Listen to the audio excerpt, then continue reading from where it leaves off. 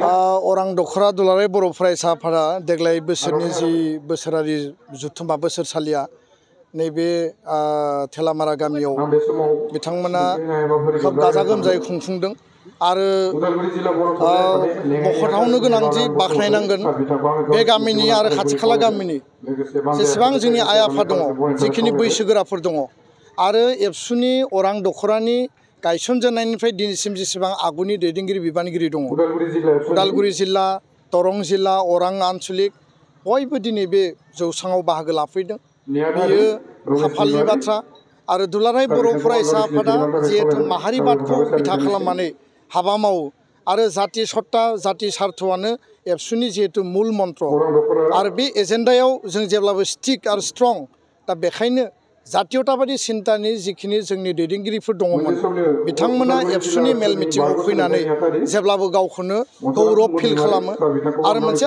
जातीयताबादनि आत्मबिश्वासखौ बिथांमोना लानानै बेयाव बाहागो लाफैयो दा बेखायनो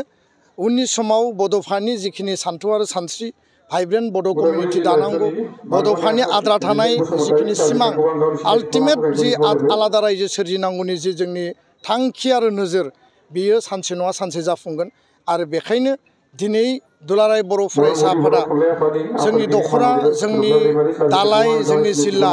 मिरु आफादसिम बोसोरफ्रोमबो जोंनि जि मबिलाइजेसन जोंनि बोसोरारि जुथुमा बोसोरसालिया जुथुमा रायजो राजाखौ लानानै रायजो राजानि जिहेतु आफाद माहारिनि आफाद फरायसा आफाद बे हिसाबै जोङो मेल मिटिं खुंबोदों आरो मोनफ्रोमबो मेल मिटिङानो बर' हारिनि आथिखाल आरो इयुन आरो थांनाय समनि थासारिखौ बिजिर नायनानै इयुनखौ संदाननानै सक्तिशालि आरो गोख्रों हारि हिसाबै थांना थानायनि थाखाय बे मेल मिटिंफ्राव सावरायनाय जायो आङो अरां दखराया हारि दानायनि थाखाय जिखिनि कन्ट्रिबिउसन होबाय आरो दिनैनि जिखिनि टीम दङ